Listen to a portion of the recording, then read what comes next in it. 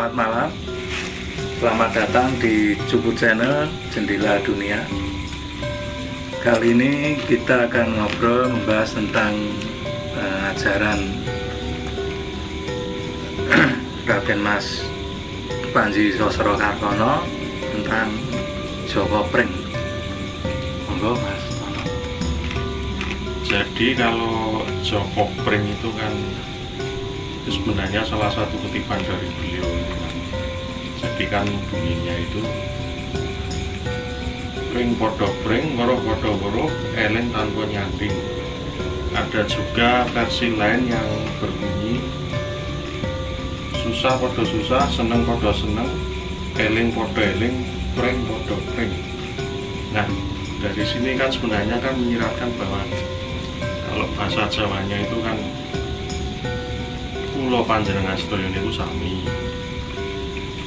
Ya gampangannya kan sama-sama makan nasi kalau bahasa yang awam gitu kan.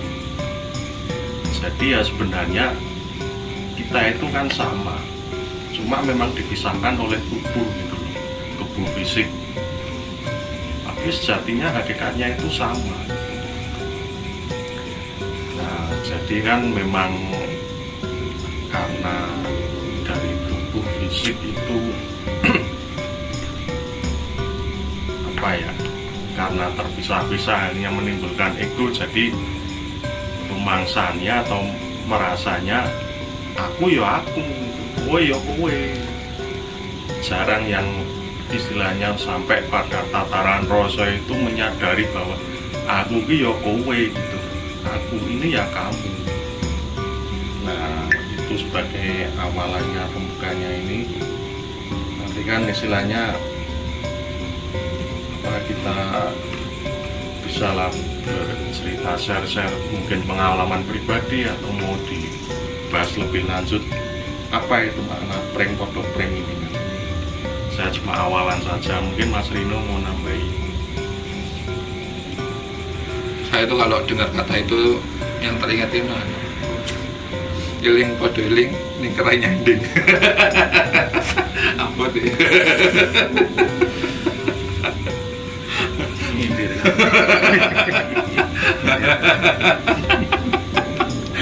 Tapi ya memang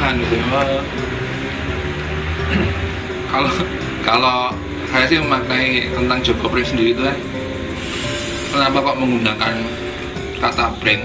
Memang background beliau kan memang sempat jadi mandor ya, pengawas pegawai, dan beliau sendiri juga kalau tidak salah itu mengistilahkan pring itu karena kuat di luar tapi di dalamnya itu suung atau tanpa pengharapan. Sepemahaman saya kenapa kok menggunakan kata pring sih gitu sih.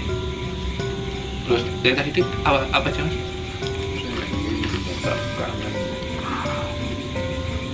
Weruh podo weruh, eling tanpa nyanding. Jadi sebenarnya kan ketika weruh sendiri itu kan, maksudnya ketika kita ngomong ke kesemestaan ya, itu kan kliknya rasa itu, atau kliknya hati. Jadi weruhnya di sini ketika itu dihubungkan dengan kliknya hati ya sudah, ya ingat aja, walaupun tidak ada batasan fisik yang harus dipegang ataupun yang harus secara material, tapi sebuah rasa itu kan memang sulit untuk harus ada fisiknya, karena memang rasa itu sifatnya kepercayaan atau trust ya. Jadi ya itu sih kalau dari saya, mungkin ada yang namanya. Jadi kalau eling itu kan istilahnya, kalau di istilah saya itu kan lebih dari sekedar eling dalam arti memori di pikiran gitu kan. Misalnya saya eling Mas Rino gitu, ya cuma ada di pikiran saya, tapi ini sebenarnya lebih dari itu. Ini kan sebenarnya kalau eling itu kan, apalagi kalau eling Gusti itu kan sebenarnya itu semacam kontak batin gitu kan. Jadi apa ya? Ya seperti Mas Nino tadi bilang, kliknya rasa gitu kan, itu juga bisa diartikan eling. Soalnya apa ya? Ini yang eling yang semacam ini itu dilalahnya itu nggak setiap saat bisa kita hadirkan, tidak semau gue gitu kan. Cuma memang kalau itu pas datang itu ya datang saja. Tapi ketika kita mengarep-arep itu kok ya orang klik-klik gitu kok. Ya seperti itu memang sifatnya itu kan. Kalau kita kayak dijantungi sebuah ketuhanan atau sifat-sifat ketuhanan itu memang dalam arti semau gue gitu, yang semau Tuhan gitu. Cuma kan memang walaupun begitu tetap kita mengusahakan lah istilahnya kan, untuk ya kalau yang di Islam itu kan bisa wiridan gitu kan, ya tetap eling sama Gusti gitu kan. Atau kalau di agama lain dengan meditasi gitu kan, melatih diri, menyucikan hati gitu kan. Makanya kan di sini kan eling tanpa nyanding gitu kan. Nyanding dalam arti di sini kan sesuatu yang berbentuk bisa dikatakan fisik gitu kan. Ya, jadi kalau punya demenan atau mungkin istri atau pacar gitu, ya kalau kita sudah tahu sejatinya itu tanpa nyanding di sisi kita, itu sebenarnya kita itu terhubung dengan dia gitu kan. Ini kalau kita paham gitu kan, bahkan lebih dari sekedar paham, kita sadar gitu ya, seperti itu. Karena kula panjenengan itu sami pring ya padha pring. Gimana Mas Agung? Ya kalau menurut saya itu kan kalimat motivasi ya, jadi benar. Menurut saya setuju bahwa pring itu kan kuat, tapi di dalamnya itu kan kosong. Maksudnya ini kan masih, kalau kita pahami ajaran itu kan tidak berdiri sendiri ya, ini kan masih berhubungan dengan ajaran tentang sepi ing pamrih tepi hajri itu tadi yang lalu kan. Jadi ketika kita berusaha itu ya memang harus keras, harus kuat, tapi sepi pamrih tadi. Jadi tetap usahanya kenceng, tapi tanpa pamrih, tanpa untuk hasil itu tetap sepi yang pamrih itu, sehingga nantinya akan jauh dari rasa takut akan gagal, rasa takut akan hasilnya itu seperti itu. Enggak, kalau dilanjutkan itu pring podo pring eling tanpa nyanding, itu kan maksudnya tetap ingat akan tujuan itu, walaupun belum nyanding, walaupun tidak nyanding, belum tercapai, itu kan harus terus. Nah itu sama juga dengan bisa juga diartikan bahwa eling itu kan eling lan waspada itu kan eling ingat tentang Tuhan kan. Ya istilahnya kan kita juga tidak secara fisik kan tidak nyanding Tuhan kan, seperti itu. Jadi dalam berusaha itu ya tetap eling dan sepi dari pamrih tadi, supaya tetap kenceng, tetap kuat ininya. Karena kalau pring itu kan panjang, jadi artinya kan tujuannya itu jangka panjang, seperti itu. Pripun Mas tulis nih? Nah, sebenarnya mirip-mirip ya, artinya pendapat saya itu, karena kok yang dipakai istilah itu pring, bukan gedang ini. Bukan ontong. Bukan ontong. Harus di apa sebenarnya dibalik itu. Pring itu kan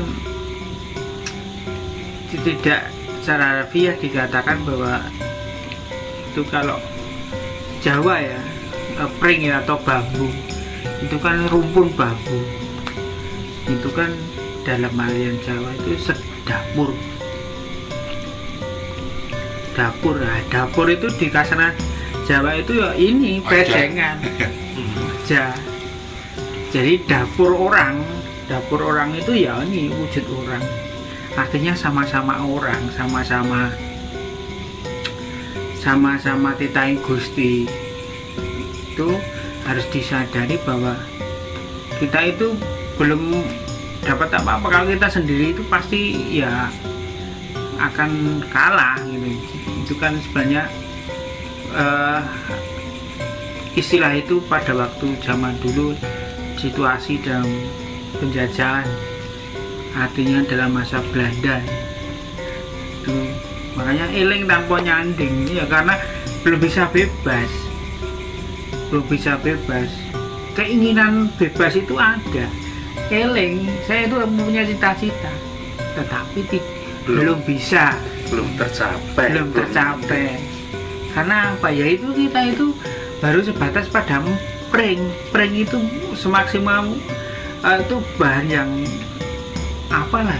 Sebenarnya kalau zaman dulu itu pring itu tanaman yang nggak lah, tanaman nomor sekian lah, karena ya di pinggir sungai itu banyak sekali macam-macam. Nggak, kalau zaman dulu nggak berguna betul itu pring. Maka haruslah kita itu menjadi kuat kalau itu menjadi bersama atau rumpunan. Makanya di pinggir kali itu kan, maka diambillah istilah pring podo pring itu. Artinya kalau pring itu tumbuh mempunyai cita-cita, walaupun hanya pring itu, tapi tujuan yang bagus, mungkin kita akan kuat dan terus mengingat-ingat bahwa tujuan kita itu belum kesampaian. Maka eling kita itu belum, cita-cita kita itu belum bisa tercapai. Maka eling tanpa nyanding itu ya karena belum bisa kepenak. Zaman dulu memang belum bisa kepenak. Sebenarnya yang menciptakan ini tahu, sebenarnya mengibarkan dia itu, saya dengan kamu itu sama, seperti Kang Tono tadi itu. Walaupun yang Raden Mas Sosrokartono itu ngaluhur ya pangkat, tapi sebenarnya saya dengan kamu itu sama-sama orang Jawa, sama-sama rekoso itu. Makanya ya saja nih, saya dan kamu itu cuma sebatas pring, dibarkan pring itu. Maka harus terus dikubarkan, harus selalu eling, selalu diingat-ingat bahwa tujuannya itu belum tercapai, belum bisa nyanding itu kan kepenak. Kalau tanpa nyanding ya masih kosong. Itu awal mulanya kalau di timeline sejarahnya begitu.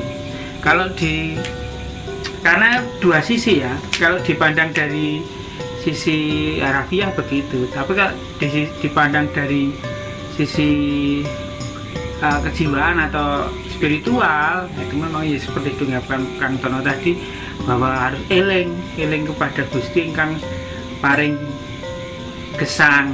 Harus selalu ingat kapan itu bambu itu tengahnya kosong, artinya harus mengosongkan pikiran untuk mendapatkan eling yang tanpa nyanding. Nah, di situ kita menemui juga ada idiom lain, cedak tanpa wangnan, cedak tanpa senggolan, adoh tanpa wangnan. Artinya bahwa dalam posisi eling kepada Gusti, kepada Tuhan itu ibaratnya kalau dekat, kita itu nggak bisa senggolan. Nyambungnya kita itu dengan Tuhan itu nggak bisa senggolan, secara fisik kan nggak kerasa. Tetapi kalau kita jauh, ya sudah, namanya jauh, eling enggak. Makanya harus terus dielingkan ini. Nah, itu mengupayakan itu itu semakin kuat. Walaupun kita itu lemah di bait kami itu, kalau kita bersatu, berkumpul, mudharasah itu nanti akan terus eling dan akan timbul pengetahuan-pengetahuan lain yang memang asalnya dari spiritual ketuhanan gitu. Ya, ini menarik. Saya bahas satu persatu yang secara harafiah disebutkan Mbak Sulis tadi. Jadi dalam pengajaran versi Eropa itu disebut idealisme. Idealisme itu memang sebuah kondisi yang harus diperjuangkan terus-menerus, walaupun semua orang juga tahu idealisme itu tidak pernah terjadi. Contoh idealisme yang harus diperjuangkan terus-menerus walaupun sadar tidak pernah terjadi itu kayak semua orang harus baik semua. Tapi pada kenyataannya dari dulu sampai besok itu tidak ada orang yang 100% baik. Tapi idealisme itu harus tetap diperjuangkan. Kenapa? Karena kalau nggak gitu semua jadi buruk. itu yang tentang idealisme. Jadi pengajaran idealisme itu kadang dijawab dengan caranya tersendiri, dengan cara sendiri. Terus kemudian saya ingat juga yang diutarakan Mas Agung sendiri itu juga secara konsepnya itu walaupun itu mudah diucapkan, tapi itu sangat sulit. Dan karena memang pengajaran di saat ini itu prosesnya gini, sebuah kehendak itu dia harus berusaha benar-benar seolah-olah dia akan mencapainya. Tapi di sisi yang lain dia harus sadar bahwa yang maha berkehendak itu bukan dia, tapi itu adalah sistem alam semesta. Nah, ketika menggabungkan itu bukan suatu hal yang mudah. Kenapa? Kadang kalau sistem persepsinya dikit, dia akhirnya jadi males. Kenapa? Nanti karena dia yang ngatur gitu. tapi kalau dia terlalu sistemnya ke sana, dia ketika cita-citanya tidak berhasil, sesuatu yang diharapkan tidak berhasil, dia depresi. Seolah-olah dia jadi orang tidak berguna. Makanya kan bagaimana caranya untuk berada di tengah-tengah itu, dan itu jalannya sangat terjal. Kalau katanya beberapa teman saya kayak Siratal Mustaqim. Jangan jalannya sangat rambut dibelas ribu. Emang sulit sekali karena ketika geser yang prinsip kabeh sing ngatur, semua itu bukan atas kuasa saya, ya malas orangnya. Tapi kalau sisip ke satunya depresi betul. Makanya kalau sekarang kan karena pengajarannya itu yang ke sebelah, yang depresi itu banyak orang ketika pangkat gak naik-naik, cari uang gak dapat, pekerjaan susah, akhirnya depresi. Kenapa? Karena dia seolah-olah bahwa semua itu adalah hasil dari dia semua. Itu akhirnya kan menyebabkan banyak depresi, banyak orang-orang galau, banyak orang-orang stres, trauma dan segala macamnya karena dia jatuh ke sisi yang ini. Bagi orang-orang yang satunya, dia bermalas-malasan karena satu ke satunya. Ya untuk tetap di tengah itu memang gampang diucapkan tapi susah untuk dilakoni. Nah itu menarik sih itu kan sebenarnya kan di sejarah itu mas, sejarah dari perkembangan agama Islam itu kan yang bikin Mas Rino bilang tadi yang semua ada yang mengatur itu kan sebenarnya kan pahamnya kan Qadariyah gitu kan. Nah, terus yang di sisi lain, di sisi sebaliknya itu ada yang namanya Mu'tazilah. Itu bahkan mereka berpendapat bahwa nasib kita itu yang benar-benar di tangan kita sendiri, tidak ada campur tangan Tuhan. Jadi tetap mengusahakan secara pikiran, secara apalah, pokoknya untuk berubah dengan cara-caraku sendiri, nggak ada urusan sama Tuhan. Nah ini kan dua kutub yang saling berlainan, ini kan diambil jalan tengahnya itu kan. Di satu sisi memang pikiran itu untuk tetap berusaha itu memang butuh untuk dipuaskan, tapi di sisi lain itu tetap ada campur tangan Tuhan gitu. Gampangannya begitu. Jadi kan istilahnya kan jalan tengahnya itu kan yang paling populer untuk saat ini kan, kita memang berusaha gitu, kita memang wajib berusaha, tapi memang tetap ada ketentuan Tuhan. Nah, ketentuan Tuhan itu bukan berarti dalam arti itu sudah ditulis di alam sana gitu. Itu ya nggak begitu juga gitu kan. Tapi memang istilahnya itu kita berusaha, tapi di dalam usaha kita itu berserah diri akan kepada Tuhan dengan hasilnya itu ya semonggo lah, Gusti mau hasilnya seperti apa. Nah itu kan yang dibilang ketentuan Tuhan itu kan pada prakteknya kita itu ya kita berserah diri, kita pasrah gitu kan. Yang penting kan saya sudah melakukan yang terbaik, ya monggo gitu kan. Ya seperti itu. Nah terus yang tadi membahas soal prank itu kan, jadi memang keras gitu kan, luarnya itu, dalamnya itu kosong gitu kan. Ya sebenarnya kosong itu kan simbol dari yaitu tadi, yang luarnya itu keras itu usaha kita, kerja keras kita, di dalamnya itu ya kosong, itu ya kepasrahan kita, nolnya ego kita itu. Dan juga ada kayak sebuah penelitian itu juga prank atau bambu itu menarik karena dia itu lebih kuat dari baja sebenarnya, dari segi penahanan beban itu kan, dengan massa yang sama loh ya. Misalnya bambunya 1 ton dengan baja 1 ton itu, untuk menahan beban itu dia lebih kuat itu si bambu itu. Nah, si bajanya ini akan jebol gitu, tapi ini si bambu masih kuat, jadi dia lentur gitu. Ya, jadi kalau kayak sarang laba-laba itu kan dia lebih kuat dari serat baja. Nah, tapi itu kan ini kan kita ngomongnya bambu. Nah, seperti itu sih. Kenapa kok dia memakai istilah prank atau bambu itu, karena dia lentur kuat gitu kan. Ya itu yang dipahami prank podo prank ya. Prank podo prank itu sebetulnya kan ada bisa 3 tafsiran ya. Itu membandingkan atau prank podo prank itu ada 2 prank gitu kan, atau podo prank. Jadi prank kata prank yang pertama itu kan hanya pembuka. Jadi sepertilah prank yang eleng tanpa nyanding itu bisa, atau podo-podo prank. Jadi ini menceritakan prank yang spesial yang eleng tanpa nyanding. Jadi bisa tiga bisa dimaknai 3 macam itu sebetulnya. Ya, soalnya gini sih Mas, sebenarnya mungkin yang diharapkan Raden Mas Sosro Kartono sendiri itu lebih ke arah kreativitas. Jadi ketika kita usaha maksimal dan kita tidak mengharapkan hasil, outputnya itu kan kita habis mengusahakan ini, nggak jadi, tanpa perlu depresi atau tanpa perlu menyalahkan orang lain atau menyalahkan diri sendiri, dia bisa dengan mudah usaha yang lain maksimal juga, ternyata nggak ada hasilnya juga, ganti lagi yang apalagi, dan dia tetap istilahnya tetap bersemangat.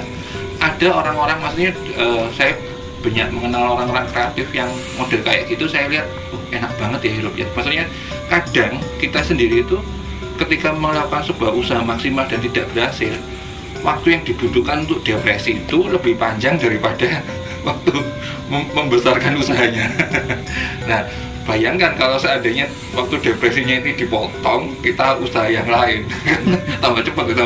Ya kita nggak ngerti ya, maksudnya apa yang terjadi pada hidup kita kelak. Tapi ketika kita berusaha semaksimal mungkin dan tanpa depresi, kayaknya kita sudah mengenali banyak hal yang akhirnya kita mengetahui, kayaknya saya di sini bagus nih gitu. Nah itu kan bisa diteruskan. Nah cuman masalahnya kan di era sekarang banyak orang-orang itu ketika sesuatu yang dianggap itu spesial, sesuatu yang diinginkan dia, yang dicita-citakan dia dari kecil, ketika nggak jadi, depresinya itu kadang-kadang sampai menyebabkan kegilaan. Makanya ketika dalam kasus pengen jadi DPR udah habis-habisan, karena dia kan dipandang kalau di desanya atau di kotanya kalau jadi DPR itu jadi orang terhormat, dia sampai jual rumah, jual tanah, ternyata nggak jadi, stres dia.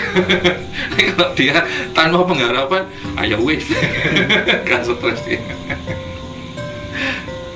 Jadi memang ketika hal itu bisa dilaksanakan, tingkat kreativitas dan tingkat usahanya bisa jadi jauh lebih maksimal. Cuman ya itu sih, itu susah. Itu susah, dan itu memang kadang sesuatu hal yang mudah diucapkan itu, tapi untuk dipraktekannya ya perlu jam terbang, perlu pengiling-iling, ya sama kayak yang tadi saya ceritakan, jatuh ke sini salah, jatuh ke situ salah. Satu-satunya cara yang paling aman adalah mencoba berguru atau belajar pada orang-orang yang bisa di tengah-tengah. Makanya kayak di segmen kemarin itu kan pentingnya sebuah guru itu kan untuk guiding supaya kita nggak jatuh itu. Ya walaupun kita jatuh itu ada yang ingatkan, jatuh ke sini juga ada yang ingatkan, ya butuhnya itu sih, butuhnya guiding. Apapun guiding itu ya, walaupun di konten yang guru muridin pribadi itu kan sebenarnya guiding itu sendiri kan, kalau guidingnya sudah dari sang pencipta, ya walaupun kita sebagai manusia masih istilahnya kalau di Jawa itu masih kelepetan dosan atau kita masih bernafsu, tapi kita bisa kembali ke jalurnya dengan lebih cepat, nggak depresinya nggak sampai yang gimana. Makanya kan ungkapan Raden Sosokhartono itu sebenarnya tidak boleh dimaknai secara sepihak cuman ini, tapi itu satu kesatuan dengan ajaran-ajaran beliau yang lain. Makanya kan ada ajaran tentang murid guru yang pribadi itu, terus kemudian ada Joko Pring ini, terus kemudian ada Sugih Tanpa Bondo yang menjelaskan. Sebenarnya kalau menurut saya malah Sugih Tanpa Bondo itu aplikasinya dari si Joko Pring ini. Jadi kalau bisa kayak gitu kan, wah dia bisa jadi wong kendel banget, dan dia tidak tebih ajrih, jadi tebih ajrih, suwung pamrih kayak gitu-gitu. Itu sih kalau menurut pendapat saya. Ini kan saya kan baru-baru ini kan ada kayak sedikit pencerahan itu gara-gara dia nonton YouTube cerita horor itu. Saya itu kan kalau lihat YouTube itu kan acak, sopo wae sing ngono ya tak delok gitu, kayak menarik gitu kan. Nah, itu kan jadi kan apa ya, ketika itu kan ini cuma konteks nganunya ya. Nah, jadi ceritanya itu kan ketika si peruqyah itu yang istilahnya mengusir jinnya itu, yang kesurupan itu, dia kok nggak mempan-mempan gitu. Sebabnya apa ini? Oh, ternyata niatnya si peruqyah ini cuma mau ngusir. Hanya si jinnya itu, makhluk halusnya ini kan malah opo gitu, cuma gini. Cuma kan ketika si peruqyah yang satunya lagi dia niatkan karena Tuhan, jadi dia itu kayak ya sekarangmu gue arep metu ra metu, pokoknya aku maca iki, aku membaca surat-surat ini itu karena Tuhan gitu. Nah akhirnya dia bisa pergi gitu kan. Jadi memang doyo itu kan sebenarnya kan kalau kita membaca gitu kan akan mengeluarkan daya gitu kan, daya dari istilahnya dari dalam diri kita itu kan, itu akan lebih loss dayanya itu ketika kita itu memang diniatkan untuk Tuhan, dalam arti kita sumarah sumeleh gitu. Nah terus saya lihat YouTube-nya lagi kayak apa, ceramahnya itu Gus Bah itu sebenarnya bagus kan, ada beberapa yang menginspirasi. Jadi kan untuk mencapai yang istilahnya kita pada titik tengah-tengah itu kan, ya sudah, kita ini semuanya ini milik Tuhan kok. Tubuh kita, batin kita, bahkan harta kita, nyanding ini sebenarnya milik Tuhan. Kita itu cuma mengelola. Istilahnya kalau rugi ya wis rugi, sudah milik Tuhan. Tuhan yang mengatur kok. Jadi ya dengan pemahaman yang seperti itu, sebenarnya kalau diolah ini kan kita bisa menjadi loss gitu kan, bisa lebih sumara sumele itu karena rasa milik kita itu sudah tidak ada. Tapi bukan berarti terus ada orang jaluk apa, rumahmu tak minta sini, katanya itu milik Tuhan. Nah ini orang yang minta ini apakah dia mengaku Tuhan? Berani-beraninya meminta gitu kan. Kita itu cuma diberi wewenang untuk mengelola gitu kan. Selama kita masih diberi wewenang untuk mengelola, ya kita manfaatkan sebaik-baiknya. Hasilnya gimana ya itu terserah Tuhan gitu. Terserah Gusti. Seperti itu sih. Tapi kalau kita berkaca dari konten kemarin tentang kata-kata runtutan dari Sugih tanpa bondo yang tentang anteng-manteng, bahwa sebenarnya kan konsep meditasi Jawa itu bukan bahagia, juga bukan sedih, juga bukan apapun. Artinya ketika kita jenjem anteng-manteng itu kan kita sebenarnya berharap juga tidak hanya manteng, hanya melihat. Ya itu yang kadang-kadang jadi persepsi yang sulit ketika semua itu dipahami harus ada target. Padahal ketika anteng-manteng, ketika itu di tengah, ya kadang-kadang kita juga bingung, jadi target itu apa juga. Makanya kan sebenarnya ketika anteng-manteng sendiri atau tenang sendiri itu sebenarnya kan kita bisa mengetahui segala macam kekurangan kita dan segala macam kelebihan kita. Jadi ketika anteng-manteng itu sendiri, kelebihan dan kekurangan kita terlihat sehingga kita bisa mengerti, oh kelebihanku di sini, kekuranganku di sini, yang ini jangan, yang itu enggak. Itu kan berarti kita harus di luar dari keinginan apapun tentang hal apapun. Itu sih maksudnya kalau melihat dari runtutan yang kemarin ya, maksudnya konten-konten yang kemarin. Ya kalau itu meditasi spiritual, memang arahnya ke hening. Tapi kalau meditasi untuk yang lain ya memang ada aplikasi untuk tujuan. Jadi kan beda-beda. Cuman memang secara umum meditasi kan tujuannya memang untuk spiritual. Walaupun meditasi ada juga untuk yang ke duniawi ya, untuk mengejar kebutuhan atau keinginan dunia. Nah, kan bedanya itu kalau kita meditasi spiritual itu karena kita biasa berdoa. Nah, berdoa itu kan kita yang ngomong ke Tuhan, kita minta ngomong, dan nggak jarang juga kita ngatur Tuhan. Nah, minta ini itu kan podo karo udah ngatur Tuhan. Tapi bedanya kalau meditasi itu balikannya, kita mendengar apa kata Tuhan. Itu bedanya, kita diam, manteng, hening, mendengarkan. Nah, itu kalau meditasi spiritual kan seperti itu. Ya itu makanya kan kalau di Jawa sendiri itu logo yang paling ngetren itu kan Semar, karena filosofi Samar sendiri itu kan iya dan tidak, antara fisik dan non fisik.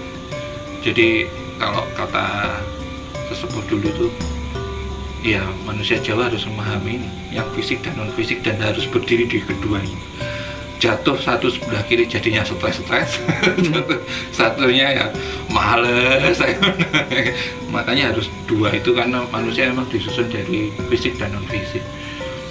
Yang makanya logonya yang ngetren itu, bahkan sampai kadang-kadang ditanya, jadi sebenarnya Semar ada bener atau enggak, itu orang juga bingung. Tapi karena memang filosofi dari Semar itu sendiri yang diakui banyak orang bahwa itu memang filosofi yang amat ampuh. Jadi kadang kan sebuah persepsi itu bisa jadi macam-macam. Itu sih yang saya tahu. Walaupun dalam kesejarahan kadang-kadang kita bingung ya, zaman dhisik kemarin ono apa ora ya? Gitu-gitu. Anda sibuk dengan pertanyaan ki ono apa ora. Baik, begitu obrolan kita kali ini tentang Jawa Pring. Kita akan membahas topik-topik menarik di episode berikutnya. Sampai jumpa.